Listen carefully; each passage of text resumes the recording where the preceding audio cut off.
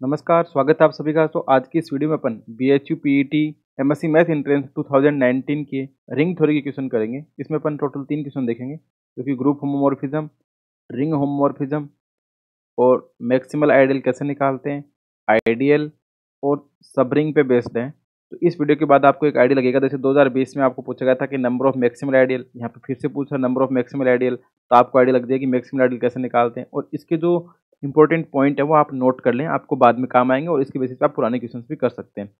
तो यहाँ पे टोटल 3 क्वेश्चन देखेंगे और किसी प्रकार के पेपर की PDF और सिलेबस, किसी प्रकार कोई डाउट हो तो आप Telegram channel exponential mathematics join कर सकते हैं। इसके लिए आपको @exponential mathematics 2531 आप सर्च करेंगे तो वहाँ पे पहुँच जाएंगे। और जो टेस्ट के लिए DU एंट्रेंस एग्जाम के लिए और BHU का बाद में देखेंगे, अभी एक बार पहले DU का देख रहा हूँ, फिर BHU में अगर आपका सपोर्ट अच्छा रहा तो उसके लिए भी अपन एक टेस्ट पेपर अनाउंस कर देंगे। अब अपन इसके सॉल्यूशन देखते हैं। तो सबसे पहला जो क्वेश्चन है उसको करने से पहले मैं आपको 2-3 चीज़ें वो बता देता हूँ। आपको पहले पता होना चाहिए कि सबरिंग का जो क्राइटेरिया वो कैसे चेक करते हैं और आइडियल कैसे चेक करते हैं। जैसे मानो कि कोई सेट एस है और वो आर का सबसेट है और आर प्लस अपनी क्या रिंग है, तो वो अपन एस प्लस को क्या बोलेंगे, is subring of R plus dot. इसकी सबरिंग तब कहलाएगी जब या तो एस प्लस डॉट खुद रिंग बन जाए अंडर द सेम ऑपरेशन, जो प्लस यहाँ पे वो जो प्लस यहाँ पे डॉट सेम ऑपरेशन के तहत अगर एस प्लस ये तो क्या बन जाए, रिंग बन जाए। या क्या होना चाहिए कि for all A belongs to S, for all B belongs to S, A minus का बी किस में जाना चाहिए, एस में जाना चाहिए।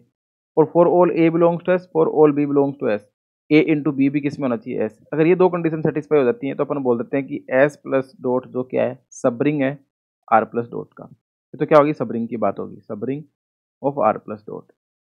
अब बात करते हैं आइडियल की, तो वही सेम कहानी की, I is subset of R then I plus dot is called ideal if, क्यों, आर प्लस डॉट तो रिंग है ही है।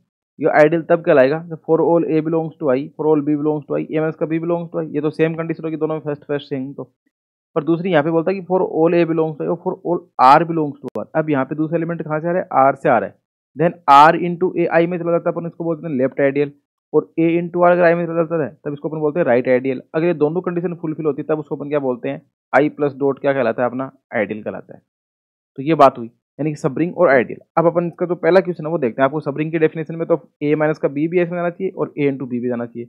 आइडियल के लिए क्या होगा, ए माइनस का बी तो जाना ही जाना चाहिए और ए इंटू आई में, और आर अगर आर में है तो आर इंटू ए और ए इंटू आर, ये दोनों कंडीशन सेटिस्फाई होती है तब अपन इसको क्या बोलते हैं, आइडियल बोलते हैं।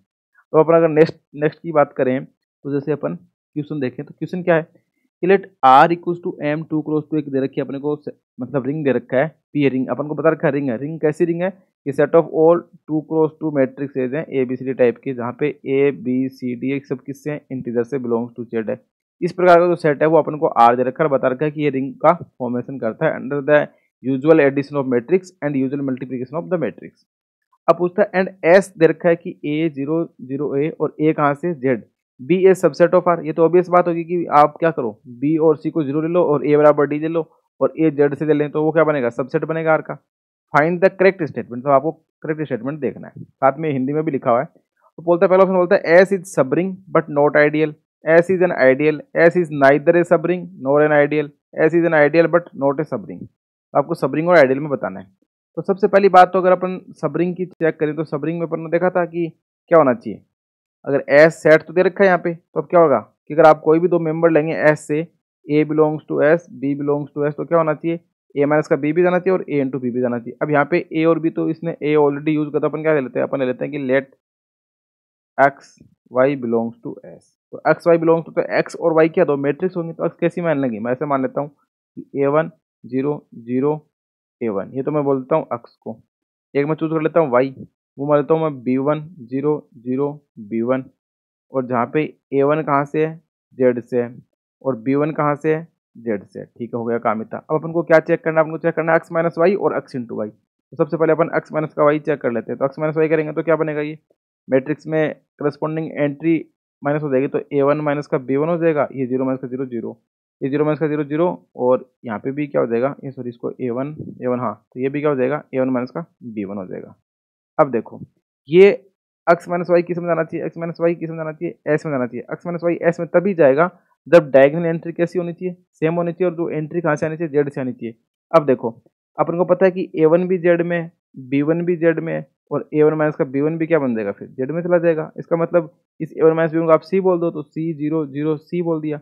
अब दोनों एंट्री क्या है, सेम सेम है और सी बिलोंग्स टू जेड भी है। इसका मतलब क्या हो जाएगा, this implies X minus Y किस में चला गया, एस में चला गया। तो यानी कि आइडियल और सबरिंग की पहली कंडीशन तो फुलफिल होगी, यानी कि एक्स माइनस वाई कहाँ पे जा रहा है, एस में जा रहा है। यानी ये बोलता है ना कि ए माइनस का बी भी एस में जाना चाहिए और यहाँ पे भी बोलता है ए माइनस बी आई में जाना चाहिए। तो पहली कंडीशन तो सेटिस्फाई। अब अपन दूसरी कंडीशन और चेक कर लेते हैं कि एक्स इंटू वाई का क्या खेल रहता है और एक्स इंटू आर का क्या खेल होता है। तो एक कंडीशन तो सेटिस्फाई। अब अपन चेक करते हैं X into Y. X into Y बोलने का मतलब ये है कि X into Y which is equal to क्या देगा, A one zero zero A one multiply करेंगे B one zero zero B one. अब इसको मल्टीप्लाई करेंगे तो ये क्या बनेगा, इसको इससे मल्टीप्लाई करेंगे तो यहाँ पे आ जाएगा ए वन बी वन और नेक्स्ट यहाँ पे आ जाएगा जीरो और यहाँ पे भी जीरो और यहाँ पे भी ए वन बी वन। अब देखो ए वन जेड से, बी वन जेड से, this implies A one into B one भी कहाँ से होगा, जेड से होगा। तो अब ये वाली एंट्री भी जेड से, ये वाली भी एंट्री भी जेड से, इसको बोल सकते हो आप equal to C zero zero और यहाँ पे भी सी आ जाएगा और जहाँ पे C equals to A one B one belongs to Z है। तो यही कंडीशन थी कि एक्स इंटू वाई एस में तभी जाएगा जब ये डायगोनल एंट्री सेम और वो जेड से आए। इसका मतलब यहाँ पे भी क्या डायगोनल एंट्री सेम और जेड से है। This implies X into Y belongs to S. This implies क्या हो गया कि S plus dot with respect to usual multiplication of and addition of matrix is subring of R plus dot. और जहाँ पे आर अपन को बता रखा है कि set of all 2x2 matrices with entry from integer. तो यानी कि यहाँ से क्या पता लग गया कि सबरिंग तो हो गई, तो ये तो सबरिंग हो गई। अब नेक्स्ट पूछ रहा है कि अब यहाँ पे वो देखो ये बोलता है सबरिंग है लेकिन आइडियल नहीं है, ये बोलता है आइडियल है। तो अभी इन दोनों में से कुछ पता नहीं है अपन को, आइडियल और चेक करना पड़ेगा। बोलता है S is neither subring nor ideal, तो गलत है क्योंकि एस तो सबरिंग हो गया। S is an ideal but not A subring, ये भी गलत क्योंकि सबरिंग हो गया। अब आइडियल और चेक करते हैं। आइडियल के लिए अपन को क्या चेक करना पड़ेगा, ये सेकंड क्या चेक करना पड़ेगा कि ए बिलोंग्स टू आई और आर बिलोंग्स टू आर। अपन क्या करते हैं कि कोई आर ले लेते हैं। देखो अपने पास एक्स तो मैंने मान रखा है कि एक्स इक्वल टू अपन ले लिया A one zero zero A one. अब अपन एक आर चूज करते हैं, आर को मैं ले लेता हूँ पी क्यू आर एस। चलो इसको आर बोल देते हो आप, चलो हाँ इसको आर बोलते हो तो पी क्यू आर एस को छोड़ दो, कुछ और ले लो। आर इक्वल टू ले लिया ई एफ जी एच ले लिया, ठीक है।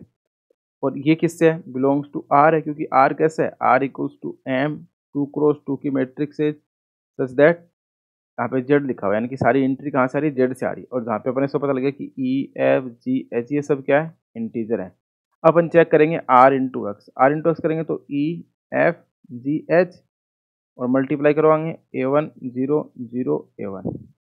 अब देखो इसको इससे मल्टीप्लाई करेंगे तो ये क्या आएगा, ई इंटू ए वन आ गया। और इसको इधर से करेंगे तो ये क्या आ जाएगा, एफ इंटू ए वन आ जाएगा। इसको इससे करेंगे तो जी इंटू ए वन आ जाएगा। इसको इससे करेंगे तो एच इंटू ए वन आ जाएगा। तो पहली बात तो ये कि यहाँ पे ये वाली एंट्री नॉन जीरो आ रही है, ये जीरो भी आ सकती है। जीरो तब आएगी तो जी और एफ क्या होंगे, जीरो होंगे। अब जी और एफ मानो सपोज दैट नॉन जीरो है और ए वन भी नॉन जीरो, तो ये वाली तो एंट्री जीरो नहीं आएगी। जब ये जीरो नहीं आएगी तो जीरो नहीं आएगी तो does not belong to S हो जाएगा, या आई बोल दो अपन इसको, ideal sorry doesn't belong to S क्योंकि अपन ऐसे देखे रखे नोटेशन में।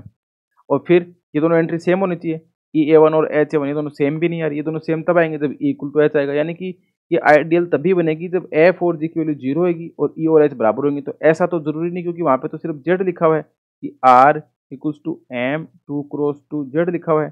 जेड बोलने का मतलब तो कोई भी इंटीजर हो सकता है, तो कोई भी इंटीजर हो सकता है। तो जरूरी तो नहीं है ना एफ और जी जीरो और ई और एच बराबर हो। तो ये इसका मतलब ये जरूरी तो नहीं है ना एस में बिलोंग करे, इसका मतलब जरूरी तो नहीं है आइडियल हो। तो इसका मतलब ये आइडियल होना जरूरी नहीं है पर ये सबरिंग तो है। तो इसका क्या आंसर हो जाएगा फिर, S is a subring but not a ideal. तो S is a subring but not a ideal, तो इसका फर्स्ट ऑप्शन करेक्ट हो जाएगा। तो इसमें आपको सिंपल थोड़ा सा ऐसे बड़ा लग रहा है देखने में, पर आपको फटाफट करना था, जल्दी हो जाता। आपको चेक करना था कि ये सबरिंग होगा कि आइडियल होगा कि नहीं, क्या होगा क्या नहीं होगा, ये चेक करना। तो आपको ऐसे पता लग गया कि सबरिंग तो है पर आइडियल नहीं है।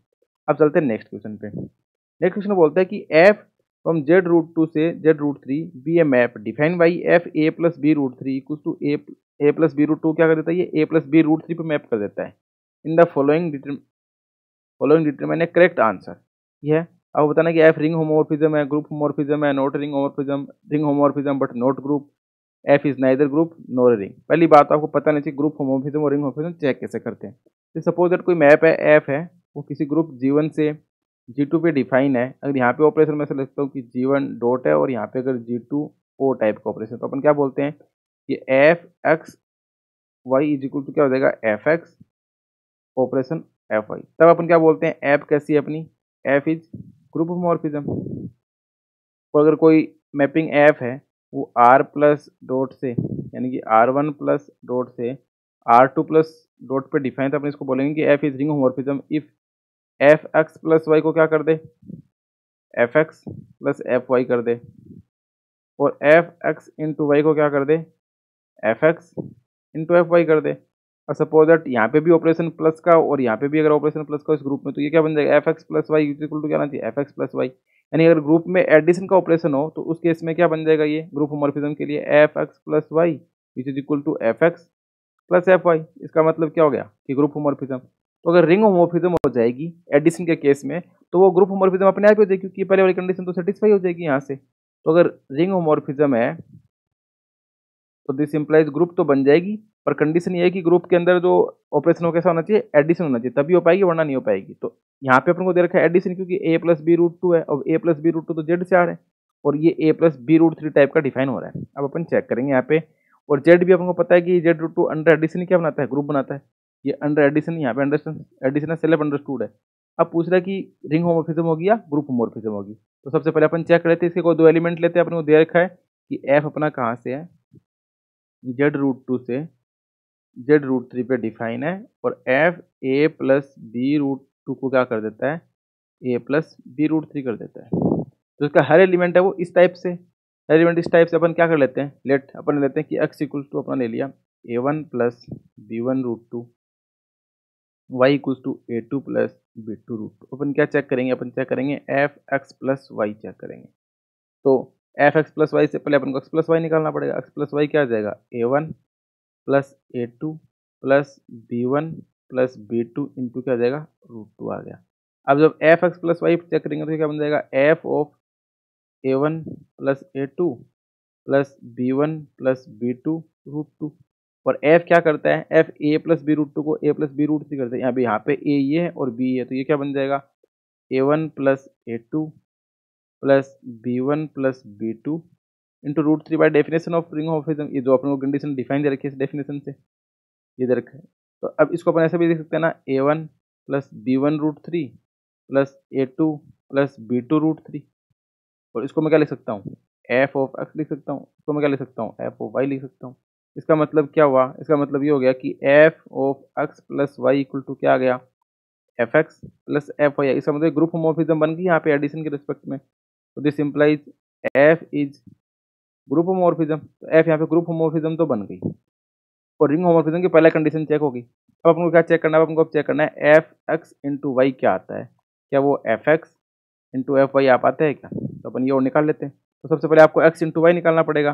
तो सबसे पहले अगर आपको एक्स इंटू वाई निकालना पड़ेगा तो वो क्या बनेगा, A one plus B one root two into A two plus B two into root two which is equal to क्या आ जाएगा, ये A one A two plus two B one B two plus A one B two root two plus A two B one root to.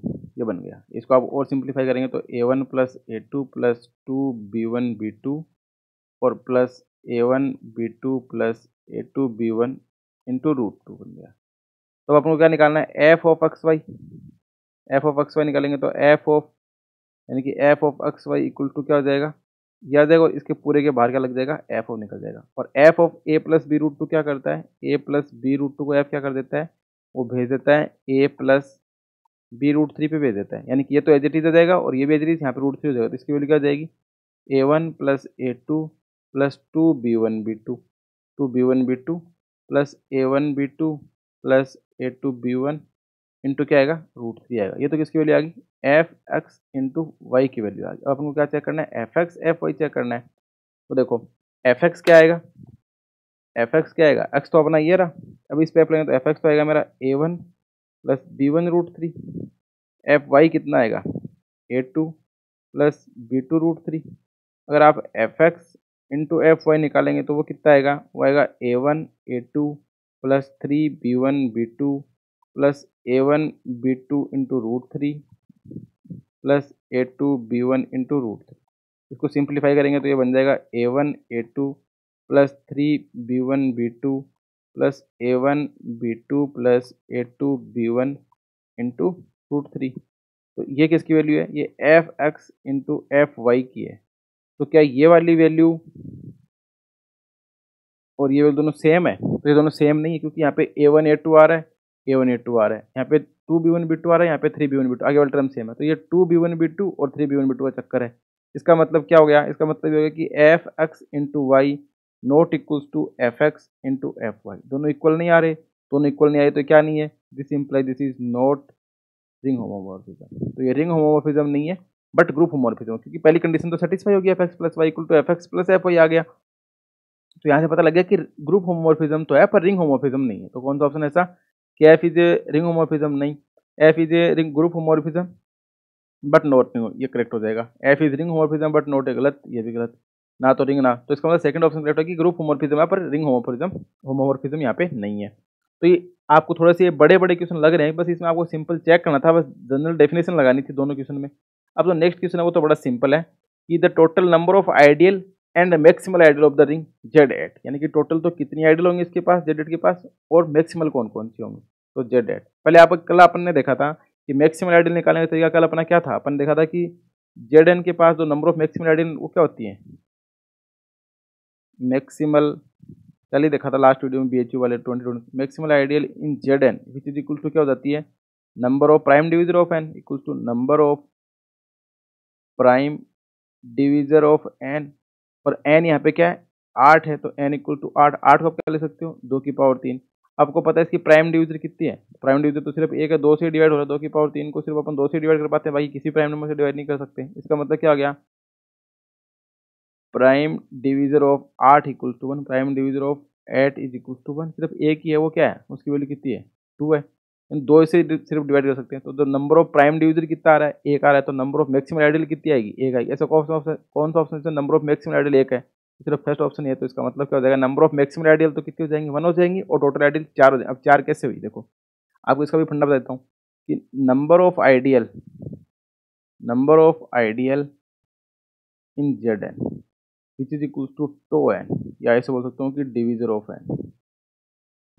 N, यानी कि जितने Jadon के सब group होते हैं उतने जेडन की क्या हो जाती हैं, आइडियल बन जाती हैं। तो डिविजर ऑफ एन, और डिविजर ऑफ एन निकालने का तरीका ये होता है, अगर एन इक्वल टू आप क्या लिख सकते हैं P1 की पावर R1 P2 की पावर R2, तो इसको टो एन से डिनोट करते हैं, इसको बोलते हैं डिविजर ऑफ एन, वो इधर जाता है R1 + 1 इंटू R2 + 2। अगर यहाँ पे और आगे होता है तो अपन और आगे लिख देते हैं। अब यहाँ पे अपना 8 है तो अपन को 2 8 निकालना है, तो 8 को अपन कर 2 की पावर 3, तो यहाँ पे क्या हो जाएगा P1 की पावर R1 की वैल्यू कितनी आ रही है 3 आ रही है, तो अब 2 8 कितना हो जाएगा 3 + 1 विच इज इक्वल टू 4। तो टोटल नंबर ऑफ आइडियल कितनी हो जाएंगी 4 हो जाएंगी, और प्राइम मैक्सिमल आइडियल पूछे तो कितनी हो जाएगी 1 हो जाएगी। अब वो कौन कौन सी टोटल आइडियल होंगे, देखो अपने को दे रखा है R equal to Z eight, अपन आइडियल निकालते जैसे I1 में बोलता हूँ तो 1 से जनरेट हो जाएगी, इसको अपन बोल देते हैं 1 इंटू जेड एट। I2 अगर देखें तो अपन 2 से जनरेट होने वाली, इसको बोल सकते हैं 2 इंटू जेड एट। I3 अगर अपन देखें तो वो 4 से जनरेट होने वाली, 4 से जनरेट होने को बोलते हैं 4 इंटू जेड एट। और I4 अपन बोल देते हैं कि जो R इक्वल टू यानी जेड एट सेम हो जाएगी। ये दो तो हमेशा आइडियल बनती है, और यहाँ पे जो बाकी इसकी क्या हो जाएगी डिविजन वन, यानी कि 2 इंटू जेड एट और 4 इंटू जेड, ये सारी इसकी आइडियल बन गई। अपन को पूछा मैक्सिमल आइडियल कितनी होंगी, तो मैक्सिमल आइडियल अपन ने सिर्फ बता दी कि इसकी मैक्सिमल आइडियल सिर्फ और सिर्फ एक ही मैक्सिमल आइडियल होगी। नंबर ऑफ प्राइम डिविजर है, तो प्राइम डिविजर है तो वो एक है, और आई नॉट इक्वल टू 0 होना चाहिए, और आई आर इक्वल नहीं होना बाई डेफिनेशन, तो ये तो मैक्सिमल हो नहीं सकती। और यहाँ पे इसकी मैक्सिमल आइडियल है वो ये I1 वाली मैक्सिमल आइडियल हो जाएगी, तो इसकी सिर्फ एक ही मैक्सिमल आइडियल है यहाँ पे, बाकी इसकी कोई भी मैक्सिमल आइडियल नहीं है। तो the number of maximal ideal तो कितनी हो जाएगी 1 हो जाएगी, टोटल आइडियल 4 होगी। तो ये देखो आपको पता है कि number of ideal in Z n निकालने का मतलब जेड एन में आइडियल टो एन निकाल लो सिर्फ, और मैक्सिमल निकालने के लिए आपको पता है कि प्राइम डिवीजन निकाल लो, और वो दोनों क्या हो जाएगी मैक्सिमल हो जाएगी, और टोटल निकालने का मतलब टो एन निकालो। तो ये आपको पता लगेगा टोटल आइडियल और maximal ideal in Z eight equal to 4 and 1। और बाकी वाले जो क्वेश्चन थे वो सिंपल थे, दोनों के दोनों रिंग होमोमॉर्फिज्म और सब रिंग और आइडियल पे थे। तो आई होप आपको ये तीनों क्वेश्चन समझ में आए। अगर किसी प्रकार कोई डाउट रहता है तो आप कमेंट बॉक्स में जरूर पूछें। तो आई होप आपको ये रिंग थ्योरी का जो कंसेप्ट अपन चल रहा है इसमें आप नोट डाउन करते रहें, ऐसे अपन बाकी सब्जेक्ट जो पेपर है उसके भी रिंग थ्योरी क्वेश्चन सॉल्व कर लेंगे। तो thanks for watching and keep continue watching exponential mathematics. Thank you.